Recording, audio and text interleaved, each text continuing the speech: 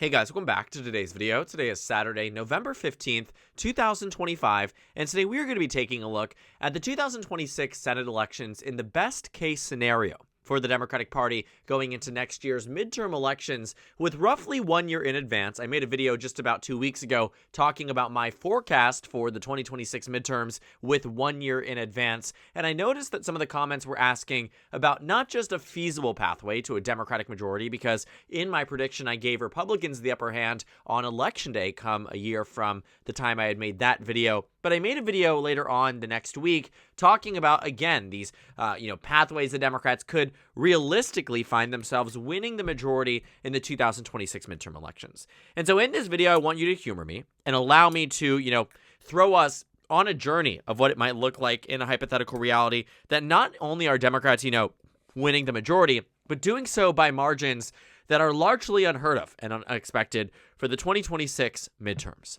Now, on your screen right now, we're working with about 35 races that are, in theory, up in the air and up for grabs in this midterm cycle. Knowing American politics, the overwhelming majority of them just simply are not going to be that competitive, and that means that we're going to narrow down this list quite a bit between now and the next few minutes within this video, talking about the real races that could build out, the most expansive majority within realistic standards for Democrats in 2026.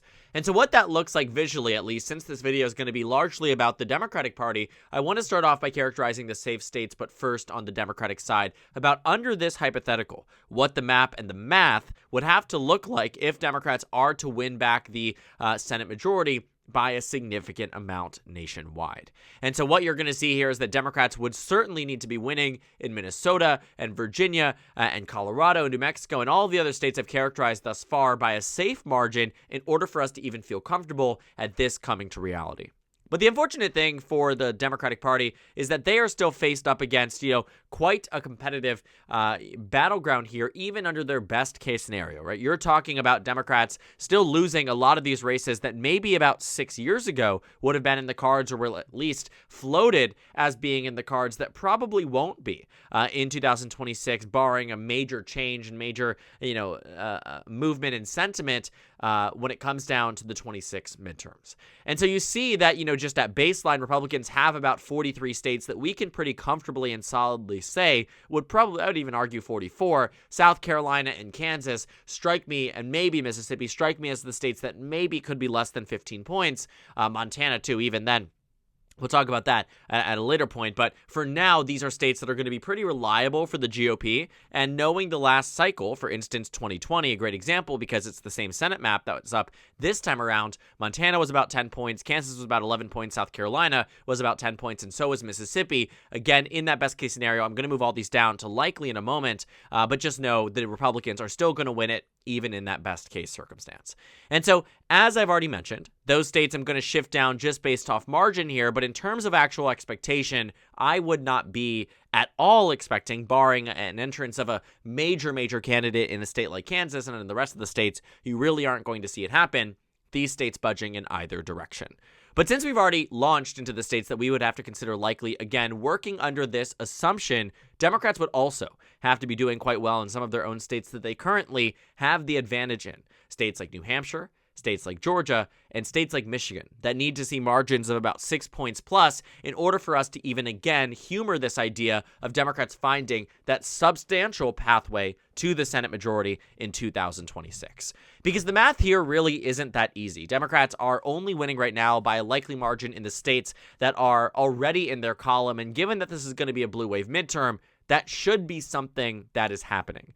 But because Democrats are fighting races in Michigan and Georgia, Michigan, which has a hyper-competitive governor's race, a competitive Senate race, Georgia, which has the same as well, just on a more toned-down end, just more favorable to the GOP, rather on the governor's side. As it stands right now, though, New Hampshire, Michigan, Georgia stand to be the states the Democrats, again, need that expectation that they can rely on these states in order to win if they want to see this expansive majority.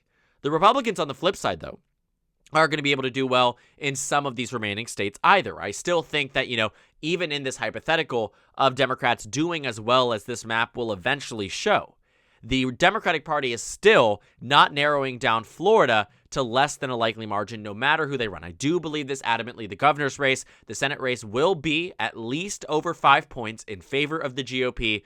Donald Trump won it by 13. Ron DeSantis won it by 19. This is a state that we can pretty comfortably say the Republican Party is going to win by at least 5 points. And that puts the GOP at roughly 46 nationwide. Now, in terms of these remaining states, you might be shocked to see states like Alaska, Iowa, Nebraska, Texas, Ohio, all states that in the last presidential election voted for Donald Trump by double digits, including North Carolina, which wasn't double digits, but 6 out of these 7 remaining races all went to Trump on the national level in the last cycle. But as you can tell from the title of this video and as we've been discussing, it is going to be these states that as the remaining toss-ups, the ones that do not share likely characterization in any of the races, will be ones that, again, we need to explore. Okay, what are the hypothetical situations in which Democrats could come close and potentially in victory in some of these races? The ones that are a little bit easier to see are states like North Carolina and Maine, where I do think that in North Carolina, a major overperformance could be about a 5 to 6 point victory. I'd move that into the likely Democratic column, but Democrats certainly would be needing to win in Maine. Roy Cooper in North Carolina makes sense. For recap, it would be a strong Democrat in Michigan. Maybe it could be Said, McMorrow, Stevens. We'll see how any of them perform. Right now, we don't have a clear frontrunner on the Democratic side. In Georgia, however, John Ossoff's very obviously going to be that nominee and going to do quite well at baseline. He would probably win that race. Roy Cooper, as the former governor, never lost a statewide race in North Carolina ever, contested or not contested race. Sometimes Republicans never ran a candidate against him because they were so worried about losing. And in Maine, the rest of the states make sense. Maine would have to be a very strong Democrat who makes that decision to, actually run in that race, not just run, but win that nomination. Could be Janet Mills or Graham Plattner. Don't know who the clear frontrunner is right now. We only have internals that have been released, unfortunately. But taking a look at that race, Democrats would certainly need to win that general election. And under this type of circumstance, I think it's pretty expected that they do. But I want to caution in saying that Susan Collins is an electoral juggernaut. She is going to do well for herself in that race, no matter the national environment. And so it's about pushing it to, a point where you feel comfortable on the Democratic side winning that race. That is how Democrats get to the Senate majority, because without Maine and without North Carolina, it entirely falls apart, especially in 2026.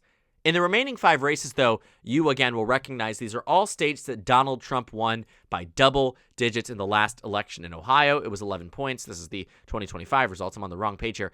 In Ohio, it was 11 points. In Iowa, it was 13 points. In Texas, it was 14 points. In Alaska, it was 14 points. These are races that make sense, are as lopsided. And let's see, what's the remaining one in Nebraska, too? You already know that one's overwhelmingly Republican here. But let's actually start off with the state of Alaska. It's a less interesting one simply because Democrats actually aren't the ones who would directly benefit from this, other than the fact that Republicans would have one less number here. The best case really I see Nebraska doing for the candidates that are not Republicans, rather the independent candidate there, Dan Osborne, is this race being about a 2 to 3 point race. Narrower than where it was in 2024, but not substantive enough that it ends up meaning that race goes to an independent candidate who's not going to be funded by a national party. He's not going to have the money to do as well as he did. Pete Ricketts has more money, is more popular than Deb Fischer, and is a more respected name across the state. That's where I come to this conclusion that best case scenario for, not the Democrats, but rather the independent candidate there, and the worst case scenario, rather, for the GOP is still winning this race just by a more toned down amount. And so that brings the Republicans to about 47 nationwide. 4 remaining races here, again, all solid Trump states. But the question is, why are these races more competitive? Well, I'll start off by saying that in the state of Ohio, this is the one out of all of the 4 that, under the best case circumstance, Democrats would have to be winning in Ohio with Sherrod Brown to even crack that 50 number, which, with J.D. Vance breaking the tie, still finds itself giving Republicans that majority in the U.S. Senate. But as it stands right now, right, Ohio could be that state that's number 50. And then you would have to find that 1 out of the 3 races would have to give to get Democrats to that majority. But the question really here isn't about, what the Democrats are going to do. It's more about what is the hypothetical, what is the realistic outcome under that best case circumstance. Ohio would have to be a state that Sherrod Brown is winning by about 2 or 3 points for us to get to this point on the national stage, and that's not impossible to see. It just certainly isn't the likeliest outcome, but I wouldn't count it out either. Ohio would join the bunch, be number 50 for the Democrats, and that leaves us with Alaska, Texas, and Iowa. Now, the interesting thing about Iowa, Texas, and Alaska is that these are states that are just so radically different, not just in terms of demographic and background, but also in terms of types of candidates that are running here and what the primaries respectively show in those races. To start, in Alaska, probably the most lopsided state of it all, has ranked choice voting, elects their politicians that way, and it looks like the only real reason that Alaska could be competitive is if the Democrat Mary Peltola decides to run statewide. When you look at everyone else, no one can make this race competitive on the Democratic side, and the Republicans would largely be set if Peltola opted to run for governor instead.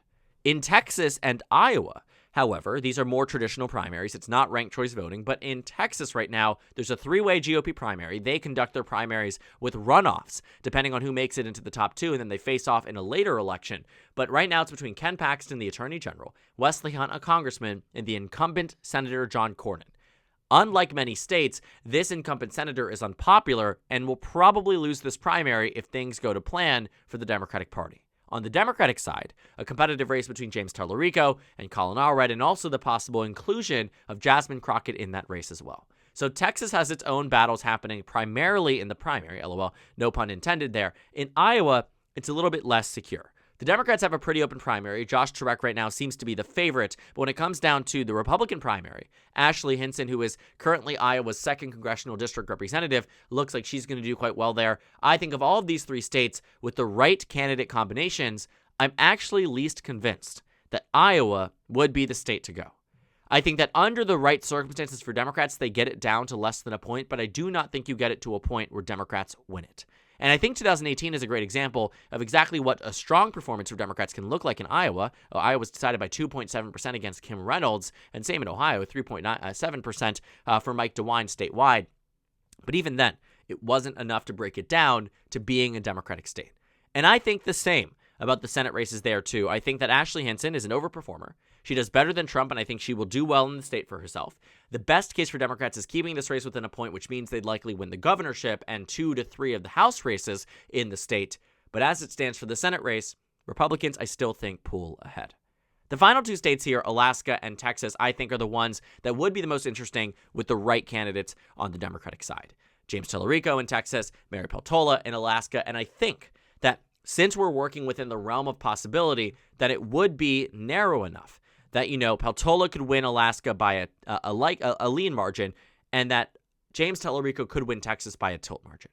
It would have to be a Ken Paxton, James Tallarico matchup. It would have to require that runoff going to between Paxton and Cornyn, and Paxton pulls ahead and damns the GOP in the state in Alaska. It would require Mary Peltola pulling through, announcing their campaign, and getting really into it, because it shows that Dan Sullivan is certainly vulnerable, but not as easily beaten as Sarah Palin, so it would be a closer margin than it was in 2022. But again, under that circumstance, talking about, okay, concretely and realistically, what is the Democratic Party's most expansive majority possible within all the realms of possibility? I still don't think Democrats get Nebraska, and I still don't think that they get Iowa. But I do think that they could get Texas, Alaska, and Ohio with the right circumstances. With the same type of shift that they saw on the national level between 2016 and 2018, it throws all of these states into play. When you look at what it was, 2016, Trump won the Republicans won the national popular vote by roughly 1.5%. In 2018, Democrats won it by 8.5%. That is a 10-point swing in 2 years. If a 10-point swing was to happen relative to the 2024 Senate races and House races, Alaska would be a likely blue state. Michigan and Georgia would be a likely blue state. North Carolina would be as well, and Texas would in fact be a state that would have gone to the Democrats by about 1.5 points in the last cycle had this shift happened on a universal level. And while I don't think it will, which is why Texas is closer than that and Alaska is too, this still stands to be a race and races across this country the Democrats have a fighting chance in under the best case scenario. It's certainly not my prediction. It's certainly not what I expect for the 2026 midterms. But it absolutely is something that I think is worth exploring in this question that many of you guys had. What is the most expansive majority Democrats could have after 2026 if everything goes to plan? That map probably ends up with Democrats at 52, the Republicans at 48, and a map that looks closer to this than anything else, and that would require Democrats having a lot going right. Chances are it won't. It's probably 90% chance that it won't happen this way. But it's always interesting to discuss, and we'll talk about it in future videos as we look to it on both sides of the aisle. But as it would finalize here, 52 to 48 in favor of the Democratic Party flipping Ohio, Texas, Alaska, North Carolina, and Maine in the most expansive pickups for Democrats in Senate races in quite some time, especially in the, in the post-Obama, but now modern-day Trump era. And it would be very interesting to see for the 2026 midterms. The only reality is that it probably won't happen, but the possibility is still always there. So thank you guys so much for watching this video. Make sure to comment down suggestions below. Subscribe on the left if you haven't already, and check out the Instagram and Twitter. At the top left of the screen, there's also a Discord server for you to go ahead and join. On the screen, there's a video for you to watch and then a playlist for my 2026 Senate election analysis videos. Again, thank you guys so much for watching, and I will see you all later today.